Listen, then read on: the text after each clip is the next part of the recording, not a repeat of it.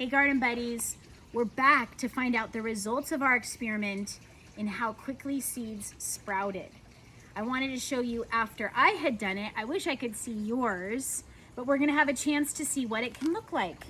So I have my container, and this was in a nice plastic bag, and it only really sat for, I think, maybe 3 or 4 days. I was surprised at how quickly it grew.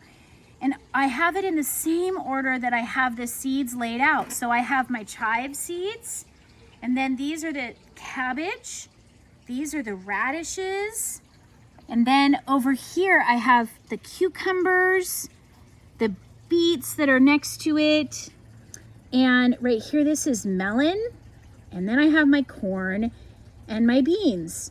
So what you can see is after only a few days, they've really shown us which ones are going to be the fastest and which still haven't even sprouted. So let's just take a closer look at a couple of these. For example, these little radishes, look at how quick and crazy they're going right there.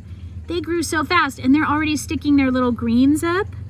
They look like little plants. In fact, this could be edible. If you wanted to eat these greens in your salad, they would be delicious. So let's see.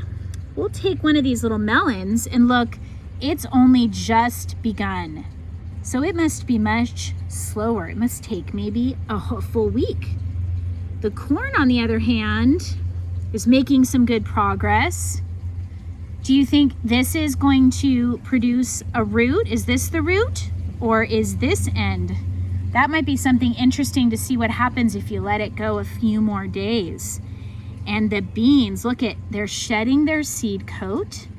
They're shooting out their first little roots, and it looks like inside there, we might get to see the first leaves that are gonna shoot up.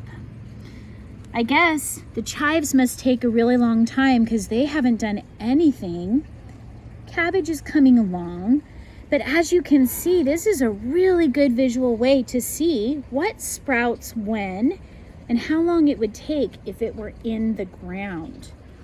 So when you get your results like this, you're gonna compare this to your hypothesis that was on your piece of paper where you were recording your results. And you might even record each day your results. And then at the end, you're gonna draw some conclusions. How long did it take for a seed to sprout? And which were the fastest, which were the slowest? And maybe if you have some special seeds that you found at home or like a grandparent gave you, you could document something that nobody else has ever documented.